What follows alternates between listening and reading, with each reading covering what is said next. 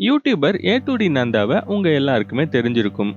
தமிழ்ல நாலேஜோட இருக்கிற ஒரு சில யூடியூபர்ல இவரும் ஒருத்தர். இவரு பிசி பில்ட் பண்ணி குடுக்கறதா பிசினஸா பண்ணிட்டு இருக்காரு. பட் அது மட்டும் இவர் பண்றது கிடையாது. பெரிய பெரிய பிராண்ட்ஸ்லாம் மக்களை எப்படி ஏமாத்துறாங்க அப்படின்ற விஷயத்த ரொம்ப தெளிவாவும், ரொம்ப காமெடியாவும் சொல்லுவாரு.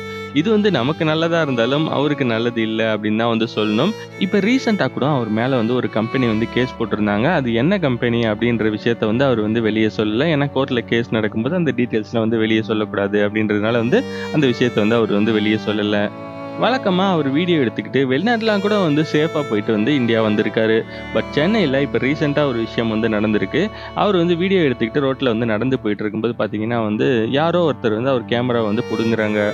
அதுக்கப்புறம் ஒரு வழியா கேமராவ திரும்ப வாங்கிட்டு வந்திருக்காரு. மேபி அவரு காசு ஏதாவது குடுத்துட்டு வந்திருக்கலாம். இத பத்தி அவரு போலீஸ்ல எந்த கம்ப்ளைண்டும் பண்ணல. காரணம் அவங்க எல்லாருமே கஞ்சா கேஸு. திடீர்னு பொருள எடுத்து சொருவிட்டா என்ன பண்றது? உயிர் முக்கியம் இல்ல அப்படின்ற மாரி சொல்லி ஒரு வீடியோ அப்லோட் பண்ணியிருக்காரு. ஏ2டி நந்தாக்கு சென்னையில இந்த மாரி ஒரு விஷயம் நடந்தது பத்தி நீங்க என்ன நினைக்கிறீங்க? உங்களுடைய கருத்துக்கள கமெண்ட் செக்ஷன்ல தெரியப்படுத்துங்க.